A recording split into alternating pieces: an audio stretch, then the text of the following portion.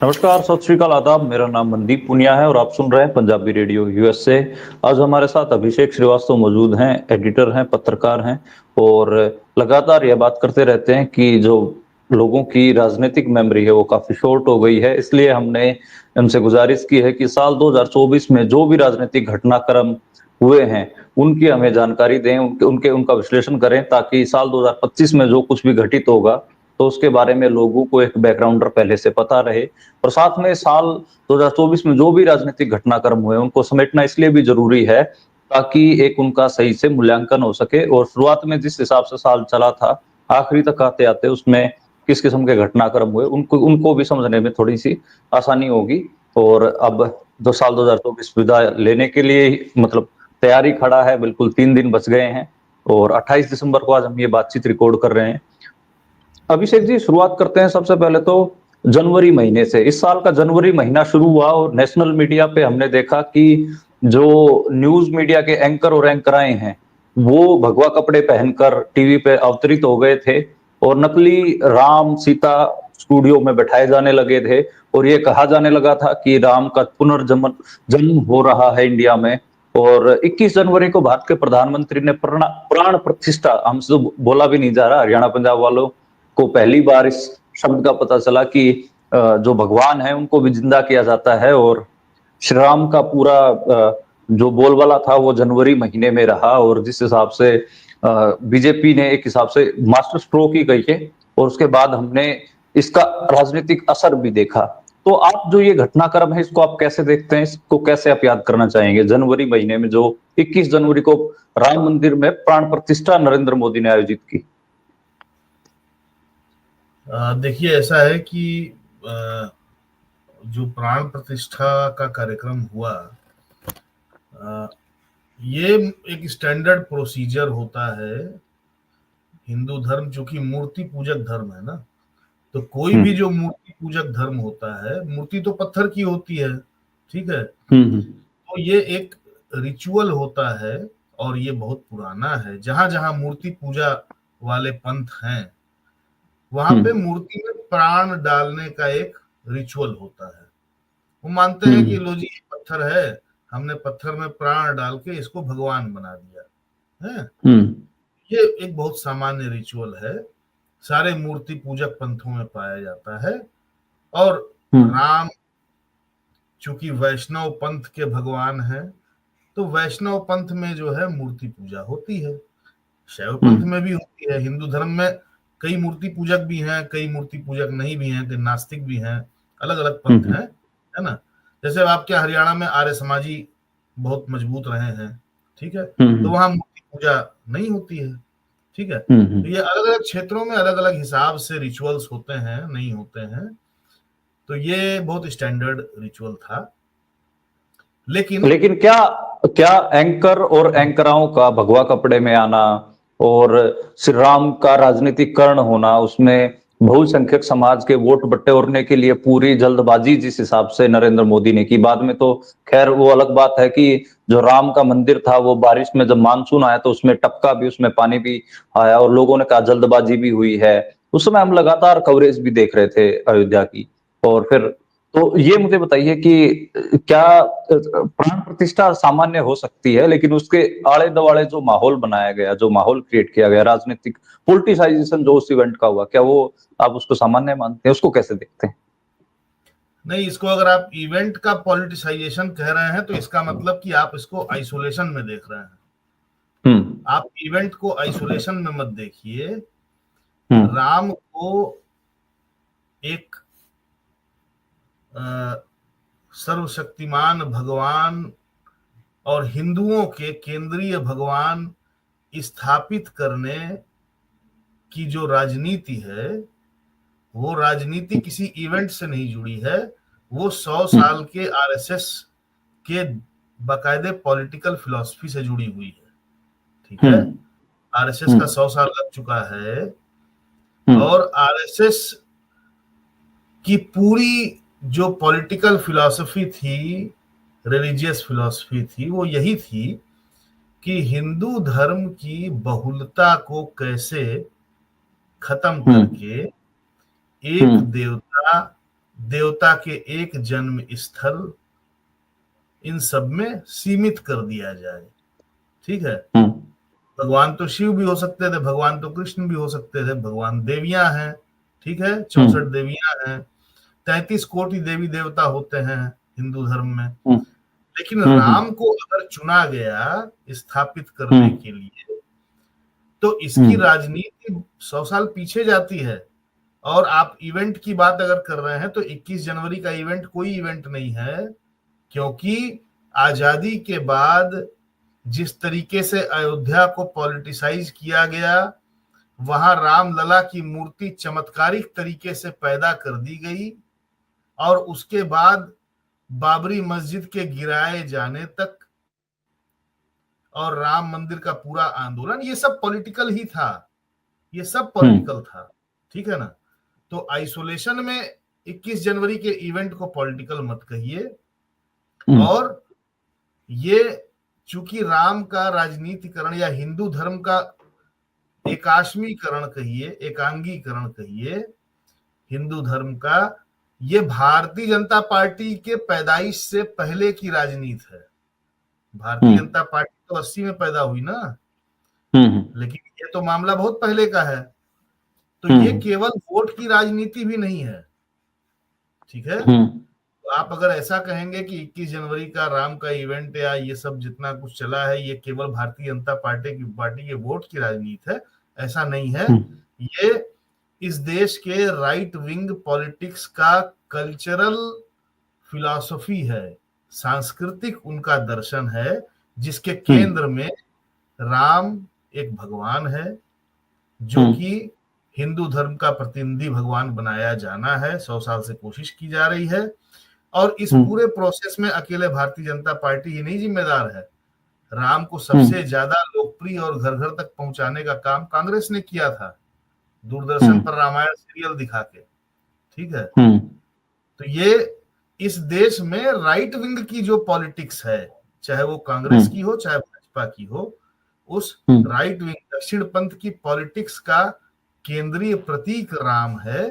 21 जनवरी का इवेंट उसमें बहुत छोटा सा स्पार्क है और कुछ नहीं।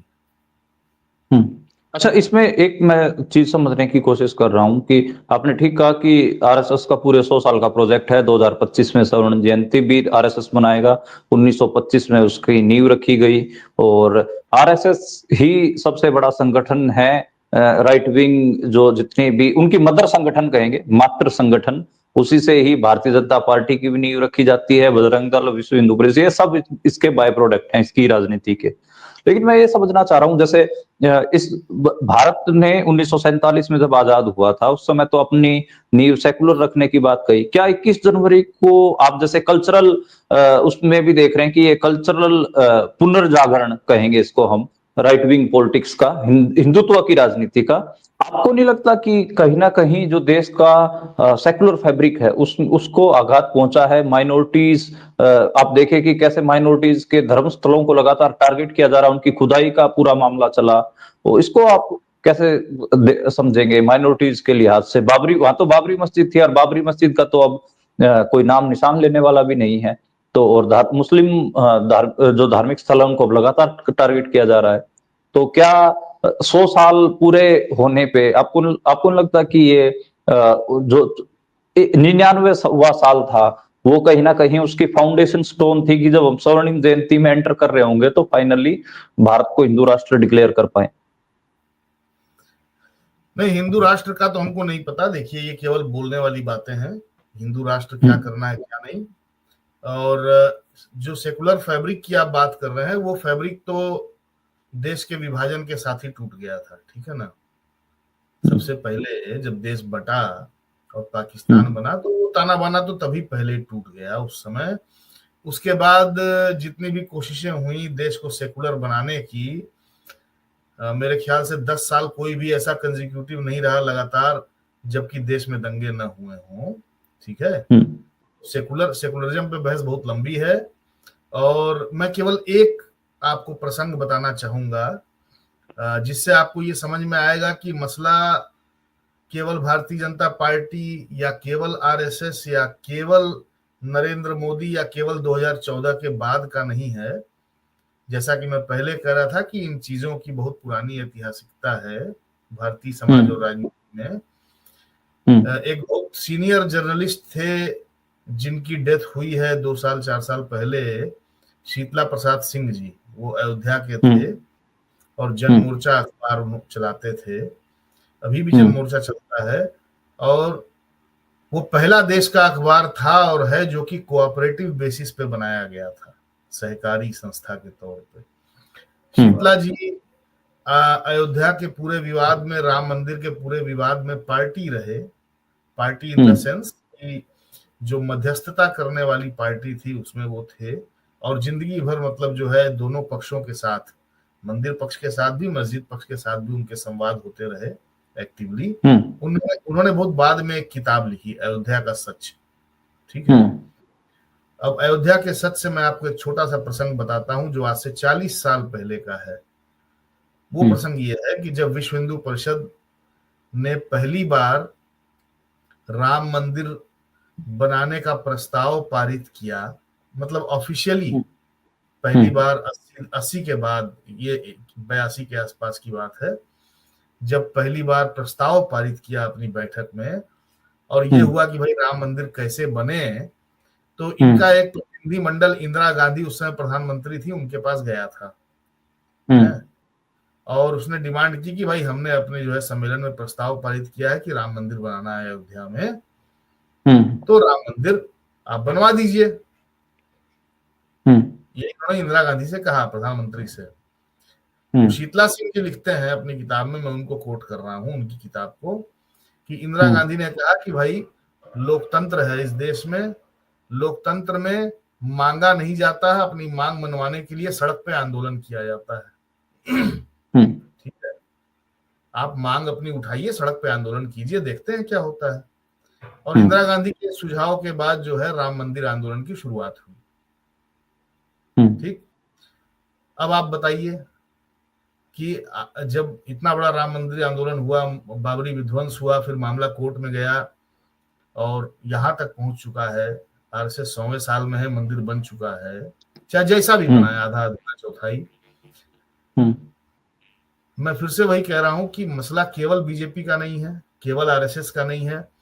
इस देश में राइट विंग जहां जहां है और जिस जिस रूप में है, उस राइट विंग का एक कंसोलिडेटेड कल्चरल प्रोजेक्ट है, एक सामूहिक सांस्कृतिक परियोजना है राम मंदिर की, जिसके बहाने देश में जो वर्ण व्यवस्था की पुरानी राजनीति है, जो वर्चस्व की राजनीति है, पुरुष वर्चस्व की, वर्ण वर्चस्व की, उनको दोबारा जीवित करके और इस समाज को पीछे ले जाने का कार्यक्रम है।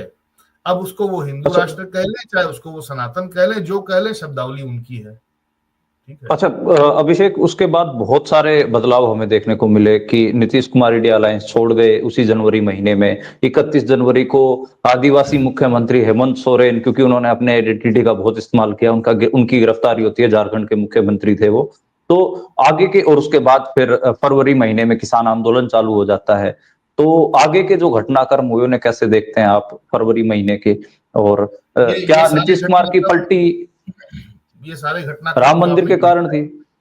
ना, राम मंदिर कोई ऐसा कारण डायरेक्ट नहीं था, लेकिन एक बात तो बहुत क्लियर है कि जो राम मंदिर के ये प्राण प्रतिष्ठा आयोजन की तारीख रखी गई थी, वो लोकसभा चुनाव के हिसाब से ही रखी गई थी कि लोकसभा में इनको लाभ मिले। ठीक है, वो बात अलग है कि लाभ नहीं मिला और अयोध्या में ही भाजपा हार गई, फैजाबाद में, वो अलग बात है। लेकिन मंशा यही थी कि लोकसभा चुनाव में फायदा मिले।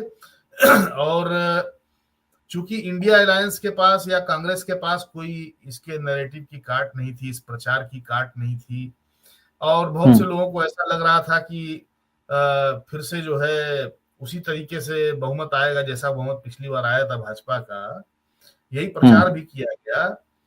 तो बहुत से लोगों को ऐसा लगा होगा कि अब इंडिया अलायंस में या कांग्रेस में बहुत कुछ बचा नहीं रह गया। हालांकि नीतीश कुमार का जाना ये राम मंदिर के इवेंट के बाद की बात नहीं है, मतलब औपचारिक रूप से बाद में हुआ, 6 दिन बाद हुआ, 7 दिन बाद, लेकिन 1 महीना पहले याद कीजिए दिसंबर के लास्ट में जदयू की राष्ट्रीय कार्यकारिणी की बैठक हुई थी दिल्ली में, और दिल्ली में राष्ट्रीय कार्यकारिणी की बैठक से ही 1 महीने से ये बात कही जा रही थी कि नीतीश कुमार इंडिया गठबंधन छोड़ के जा सकते हैं। ठीक है, तो ये बात 1 महीने से लगातार चल रही थी। बहुत इस तरह के डेवलपमेंट्स भी हुए थे जेडीयू के अंदर। तो जो 28 तारीख को हुआ नीतीश कुमार का जाना, वो एक कल्मिनेशन था एक प्रोसेस का, उसमें राम मंदिर का सीधा हाथ नहीं था। और उसके बाद फिर जो है सारा माहौल चुनाव का बन गया। जून तक लगातार इस देश में लोकसभा चुनाव चला।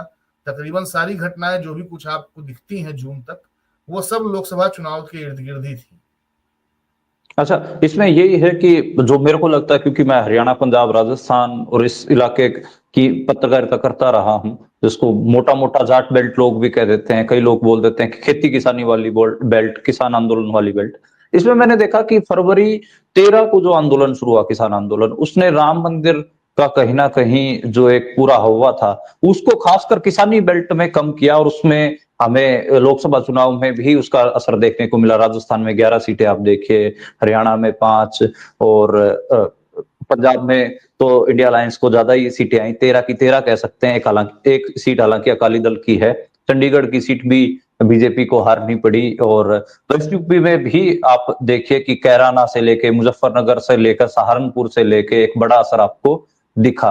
तो इस सारे को आप क्या मानते हैं कि किसान आंदोलन की शुरुआत ने क्या किसानी बेल्ट में दोबारा से 2020-21 के आंदोलन की याद ताजे की, या फिर जो हरियाणा बॉर्डर पर जिस हिसाब से आंसू गैस के गोले छोड़े गए किसानों के ऊपर, उसने माहौल बदला, या फिर लोगों को दोबारा से अपने मुद्दों की बात करने का साहस दिया? क्योंकि उसके बाद 21 जनवरी के बाद आप याद करिए, 13 फरवरी तक एक लंबी चुप थी, सभी लोग चुप, सारे जो प्रोग्रेसिव सेक्शन है, पत्रकार हैं, लोग बाग जो मुद्दे उठाते हैं, सब चुप हो गए थे। लेकिन 13 फरवरी के बाद एक हिम्मत मिली जब किसानों ने लड़ना शुरू किया। तो लोकसभा चुनाव से ठीक पहले एक तो किसान आंदोलन, दूसरा इलेक्टोरल बॉन्ड का जो फैसला, सुप्रीम कोर्ट ने जिस हिसाब से इलेक्टोरल बॉन्ड को एक्सपोज किया, दो मुख्यमंत्रियों की गिरफ्तारी, अरविंद केजरीवाल 23 मार्च को गिरफ्तार होते हैं और 31 जनवरी को हेमंत सोरेन गिरफ्तार होते हैं। क्या इन घटनाओं ने ही थोड़ा साहस दिया इंडिया अलायंस को, कांग्रेस को, बीजेपी के खिलाफ लड़ने का?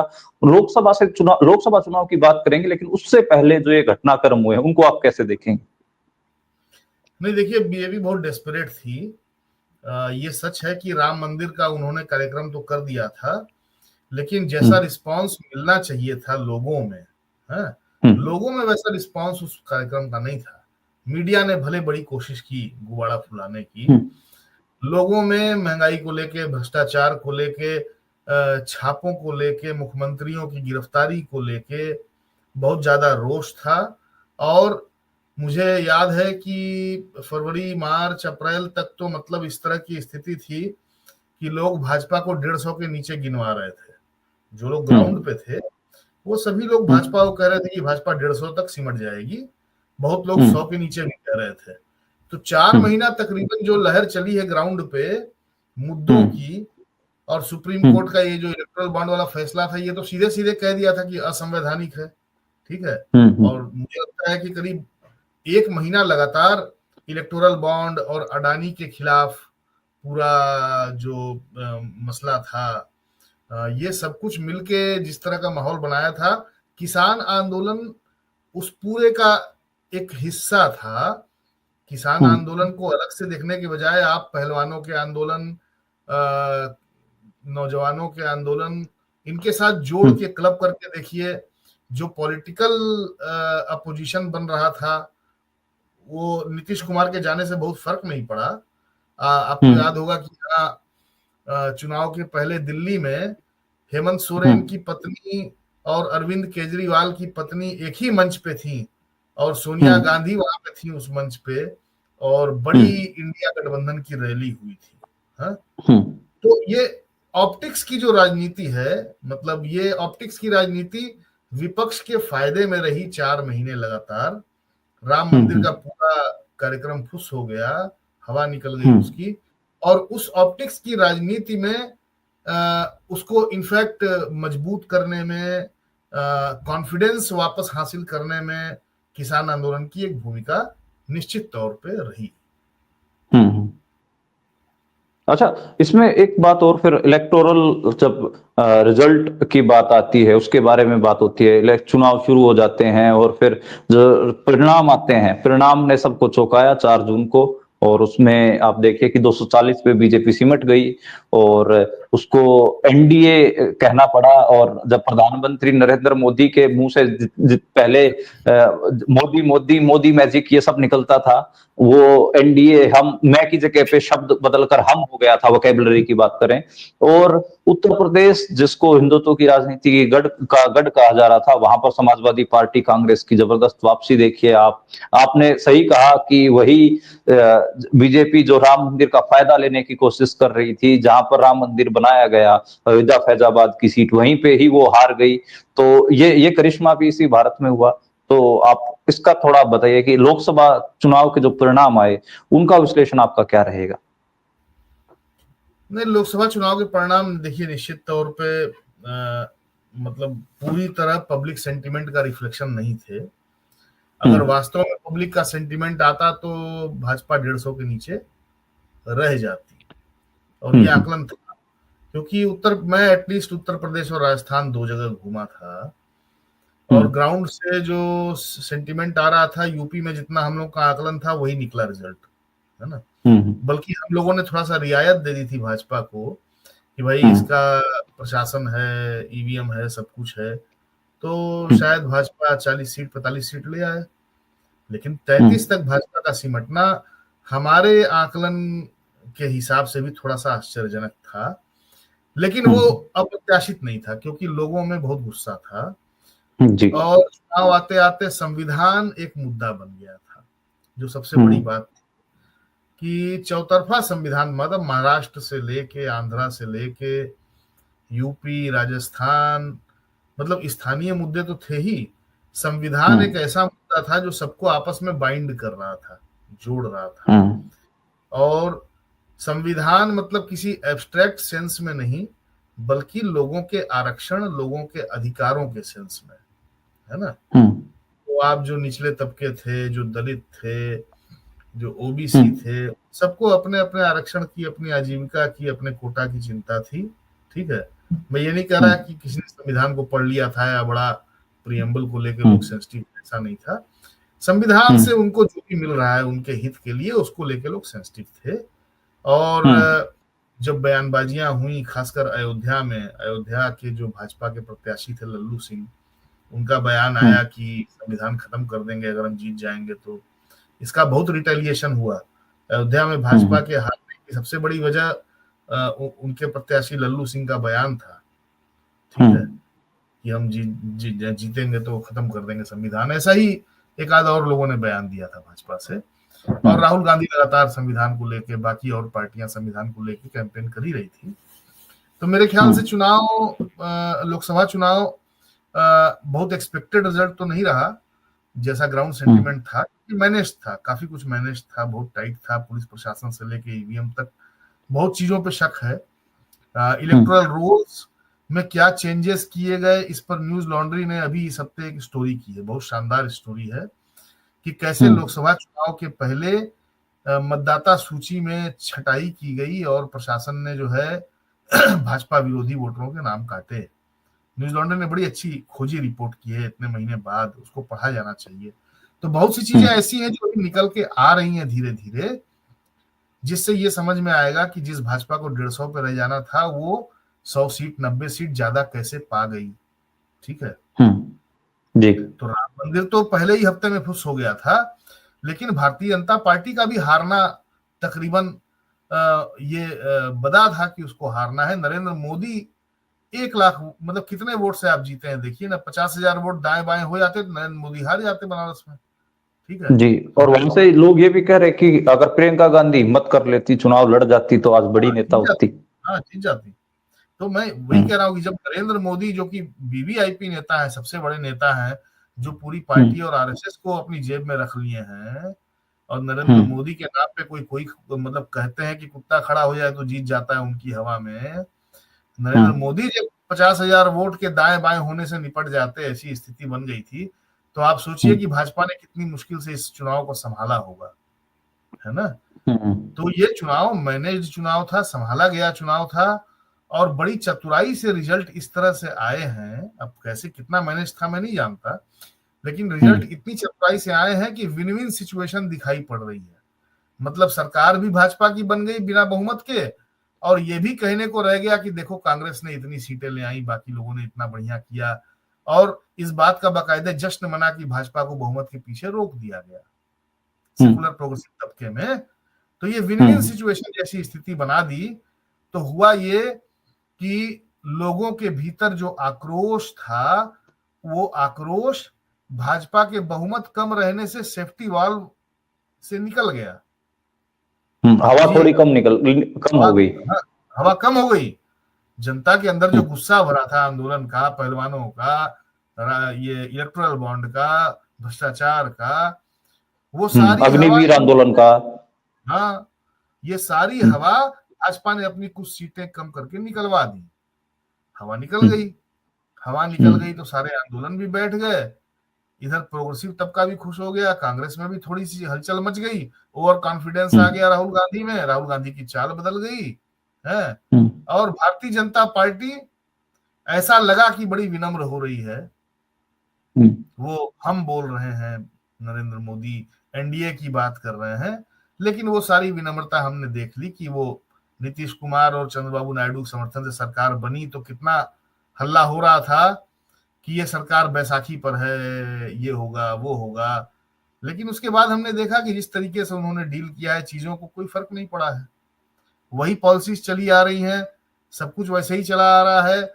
चुनाव के ठीक बाद 1 जुलाई से तीनों नए पुलिस कानून, साक्ष्य कानून, सीआरपीसी, आईपीसी जो नए वाले हैं लागू हो गए, और उनके अंडर में किस तरह से गिरफ्तारियां हुई हैं, कैसे केसेस हुए हैं।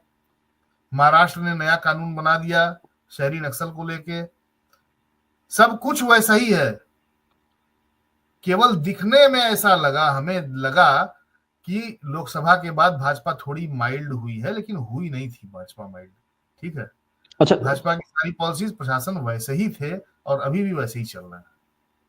अच्छा, इसमें एक अगर मैं आखिरी सवाल आपसे करूं कि उसके बाद 2 चुनाव बड़े हुए। वैसे तो जम्मू कश्मीर का चुनाव भी हुआ जो कि कायदे से 6 साल बाद वहां पर कोई सरकार बनी। वैसे तो 10 साल बाद चुनाव हुआ, क्योंकि आखिरी बार चुनाव तो वहां पर 2014 में हुआ था, और उसके बाद 10 साल बाद चुनाव वहां पर हुआ। हरियाणा का चुनाव हुआ जहां कहा जा रहा था कि यहाँ तो आराम से कांग्रेस जीत जाएगी, और महाराष्ट्र को लेकर भी इंडिया अलायंस में कॉन्फिडेंस था। उसमें आप उद्धव ठाकरे, शरद पवार और जो वहां की नाना पटोले टाइप जो लीडरशिप थी कांग्रेस की, वो उसमें जितना कॉन्फिडेंस था। और झारखंड का चुनाव था, इसमें 2 किले, जो कि एक तो कहें कि मुसलमान अल्पसंख्यकों का किला कहिए जम्मू कश्मीर, वहां पर वो जो उग्र भारत के उग्र राष्ट्रवाद से प्रभावित भी रहते हैं वो। और दूसरा किला झारखंड का, झारखंड में जो आदिवासी आइडेंटिटी को जिस हिसाब से उभारने की कोशिश की हेमंत सोरेन ने, उसमें सफलता। लेकिन जो 2 राज्य, महाराष्ट्र जहां पे नागपुर में आरएसएस का कार्यालय है, तो उन्होंने अपना गढ़ बचाया, और जो हरियाणा है उनके लिए आंदोलनों के हिसाब से इंपॉर्टेंट, क्योंकि अगर हरियाणा बीजेपी हार जाती, कांग्रेस जीत जाती, तो सारे जो आंदोलन के लोग थे वो पंजाब के सरहदों को पार करके दिल्ली बॉर्डरों पे बैठे होते, और भी तमाम किस्म के आंदोलन आपको हरियाणा से देखने को मिलते। लोगों में थोड़ी जानत थी, लेकिन दोनों इंपोर्टेंट स्टेट इंडिया अलायंस हार गया, महाराष्ट्र भी हार गया और हरियाणा भी। इसको कैसे देखते हैं? अब देखिए, हारने के पीछे तो बहुत सी बातें हैं। हरियाणा में हार कैसे हुई, मुझे तो इसकी जिम्मेदारी उस समय भी और आज भी यही लग रही है कि उसके लिए कांग्रेस ही जिम्मेदार है। कांग्रेस का संगठन, उसके अपने अंदर की इन फाइटिंग, भीतर का करप्शन, टिकट का बंटवारा, गुटबाजी, वो जिम्मेदार है। अगर बाकी चीजों को साइड रखूं, जो ईवीएम से लेके बाकी चीजों के आरोप लगते हैं उनको मैं साइड रख देता हूं, और ये मान लूं एक बार को कि चुनाव निष्पक्ष था और नतीजा भी निष्पक्ष है, तो मैं उसका जिम्मेदार कांग्रेस को मानूंगा। ठीक है, और इस तरह की बहुत सी बातें बाहर आ चुकी हैं कि कांग्रेस के भीतर हुड्डा गुट ने क्या किया था, हुड्डा गुट ने किस तरह से बाकी को साइडलाइन करके टिकट बांटे, किन लोगों को टिकट बांटे, कैसे लोग जीते, कैसे लोग हारे। ठीक है, और आप बेहतर जानते हैं, हरियाणा में बैठे हुए हैं। तो हरियाणा को तो लेके मुझे कोई डाउट नहीं है कि ये कांग्रेस का सेल्फ गोल था, ठीक है। अब महाराष्ट्र की जहां तक बात है, महाराष्ट्र में प्लेयर्स बहुत ज्यादा थे, और जब बहुत ज्यादा प्लेयर होते हैं तो जनता जो मन बनाती है वो कभी भी डिसेंट्रलाइज्ड मन नहीं बनाती है वोट देने का, वो पोलराइज्ड ही होता है कि या तो इसको देंगे या तो उसको देंगे, ठीक है। तो कुल मिला के कहानी भाजपा बनाम अन्य की कहानी थी, है ना। भाजपा सत्ता में थी महाराष्ट्र में, तो बाकी लोग जो भी थे वो भाजपा बनाम अन्य का मामला था। आप देखिए, जनता ने अपने दिमाग से ये देखा कि या तो हम भाजपा को दें या तो किसी और को दें। अब किसी और में किसको दिया जाए, तो जिसको भी देना था, आप देखिए सबका हाल बराबर है। भाजपा के अलावा सब कमजोर होकर निकले हैं। शरद पवार खत्म, उद्धव ठाकरे खत्म, और बाकी जो दो इनके सहयोगी थे, अजीत पवार और एकनाथ शिंदे, ये दोनों भी कमजोर होकर निकले।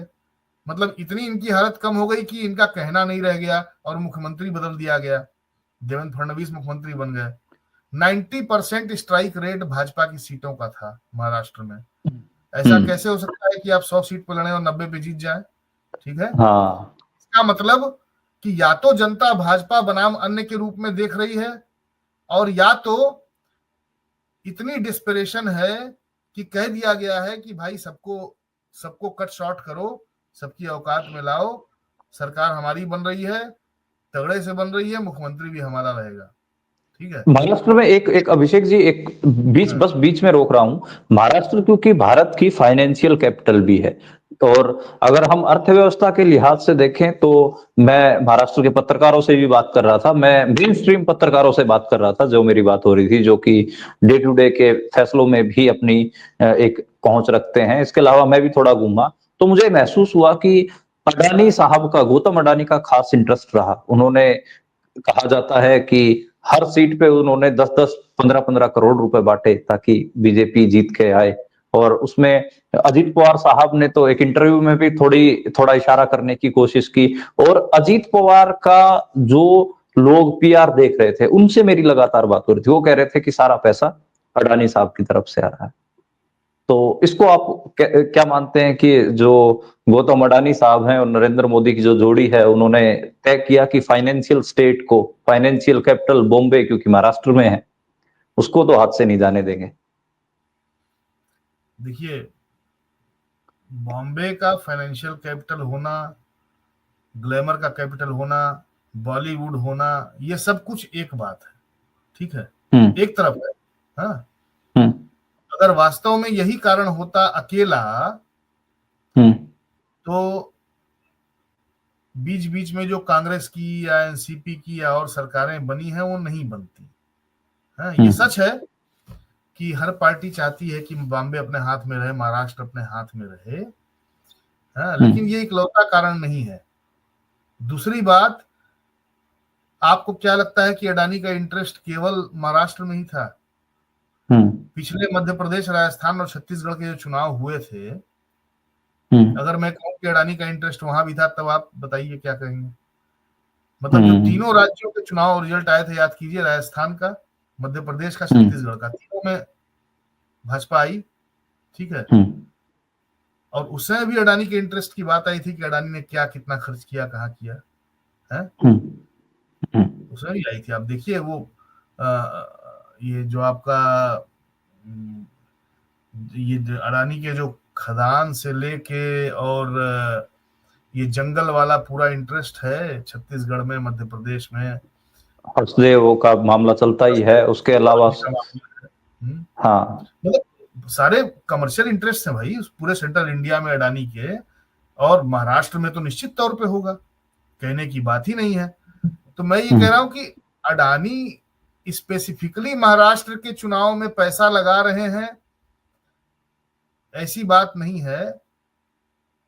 इसमें कोई दो राय नहीं है कि अडानी लोकसभा में भी पैसा लगा रहे होंगे, ठीक है। उद्योगपति तो भाई अपने अनुकूल सत्ता चाहता है, चाहे वो मोहल्ले की सत्ता हो, चाहे देश की सत्ता हो, ठीक है। राहुल गांधी लगातार कहते रहे हैं Modi is Adani, Adani is Modi, crony capitalism की बात लगातार होती रही है। लेकिन महाराष्ट्र की जो अपनी राजनीति है उसको आप इग्नोर नहीं कर सकते। चीजें इतने जी सरलीकरण से नहीं चलती हैं कि हमने कह दिया कि अडानी चाह रहे थे इसलिए बन गई, या महाराष्ट्र में इतना पैसा है और आर्थिक राजधानी है इसलिए भाजपा की सरकार बन गई। जो वहां का अपना राजनीतिक समीकरण है, उस अपने राजनीतिक समीकरण में जो 6 प्लेयर हैं, उन 6 प्लेयर्स के बीच में क्या घटा, किसने क्या रोल निभाया। जैसे फॉर एग्जाम्पल अजीत पवार ने जब अडानी की बैठक की बात की तो बैठक में कौन मौजूद था? शरद पवार मौजूद थे, ये बात सामने आई थी ना, याद कीजिए। जी अजीत पवार ने ये कहा कि अडानी की बैठक हुई जब टिकट बंटवारे की तो शरद पवार वहां मौजूद थे। अब शरद पवार कौन है? इंडिया गठबंधन के हैं, इंडिया ब्लॉक के हैं। अब सवाल उठता है कि राहुल गांधी ने क्यों नहीं सवाल पूछा शरद पवार से कि आप अडानी की बैठक में क्या कर रहे थे हमारे सहयोगी होते हुए? नहीं पूछा ना। नहीं, चुनाव के बीचों बीच ये सवाल राहुल गांधी को पूछना था शरद पवार से कि अगर वास्तव में बैठक हुई थी अडानी के यहाँ, अडानी के रहते हुए, तो उसमें बैठक में आप क्यों बैठे थे? लेकिन नहीं पूछा।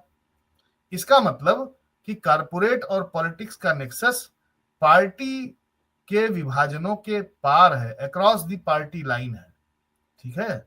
अच्छा, जब हम अक्रॉस द पार्टी लाइन कहते हैं क्रोनी कैपिटलिज्म को, तो केवल भाजपा अडानी का संबंध नहीं बनता है, फिर अडानी और कमलनाथ का भी संबंध हमको दिखाई पड़ता है, अडानी और शरद पवार का भी संबंध दिखाई पड़ता है। ठीक है जी। तो अच्छा अभिषेक जी, सीधा रास्ता नहीं है। अच्छा मैं अब बातचीत को थोड़ा खत्म करने की ओर ही बढ़ रहा हूं, और 2024 के चर्चित राजनीतिक व्यक्ति आप 5 किन्हें मानते हैं? थोड़ा हम इसको स्पीड में करेंगे, तो 5 चर्चित राजनीतिक व्यक्ति आप किन्हें मानते हैं 2024 के? बस बताऊंगा, बशर्ते आप इसका फिर स्पष्टीकरण न मांगे हमसे। ना, नहीं मांगूंगा। पहला चर्चित राजनीतिक व्यक्ति इस देश में है retired chief justice DY Chandrachud. जी पूछिएगा मत कि वो राजनीतिक व्यक्ति क्यों है। ठीक है। अवकाश प्राप्त चीफ जस्टिस डीवाई चंद्रचूड़ पहले चर्चित राजनीतिक व्यक्ति हैं। ठीक है। दूसरे चर्चित राजनीतिक व्यक्ति इस देश में राहुल गांधी हैं। निश्चित तौर पे हैं, क्योंकि लगातार वो चर्चा में रहे हैं और विपक्ष की ओर से एक वही चेहरा ही रहे हैं जो दिखते रहे हैं। जी। ठीक है। तीसरे चर्चित व्यक्ति लगातार हर साल, हर 2 साल पे वो चर्चा में आते हैं, नीतीश कुमार रहे हैं। ठीक है जी। चौथे चर्चित व्यक्ति अरविंद केजरीवाल रहे हैं। अब पांचवें में आप चाहें तो सदा सहाय श्री नरेंद्र मोदी का नाम डाल लीजिए, क्योंकि उनकी चर्चा किसी और को करने की जरूरत नहीं पड़ती।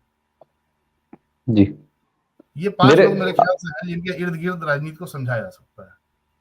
जी, अगर मैं 2024 के चर्चित व्यक्तियों की बात करूं तो मेरी लिस्ट में गौतम अडानी साहब हैं। गौतम अडानी साहब अमेरिका से लेकर तमाम दुनिया भर में मेडल खिताब जीत कर लेकर आए हैं भारत के लिए।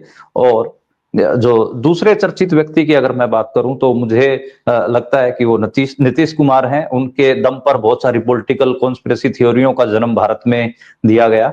और तीसरे चर्चित व्यक्ति अगर मैं आज कहूं तो मेरे हिसाब से नरेंद्र मोदी हैं, और क्योंकि वो खुद राम को लाने वाले और तमाम तरीके के उनको विश्लेषण मिले, और राइट विंग आज भी उनको भगवान की तरह पूजने की कोशिश करता है। और चौथे चर्चित व्यक्ति मैं राहुल गांधी को ही मानूंगा कि इंडिया अलायंस का वो बड़ा फेस बनकर उभरे हैं। और पांचवें चर्चित व्यक्ति में अगर मैं कहूं तो पांचवें चर्चित व्यक्ति कौन हो सकता है? इसमें आपको डाल लीजिए, किसी को हो जाएगा। पांचवा चर्चित व्यक्ति मुझे पांचवा चर्चित व्यक्ति कौन हो सकता है? वो उसका अंबानी के लड़के का क्या नाम है? अनंत अंबानी, वो जिसका ब्याह हुआ। हाँ कुछ है ऐसे।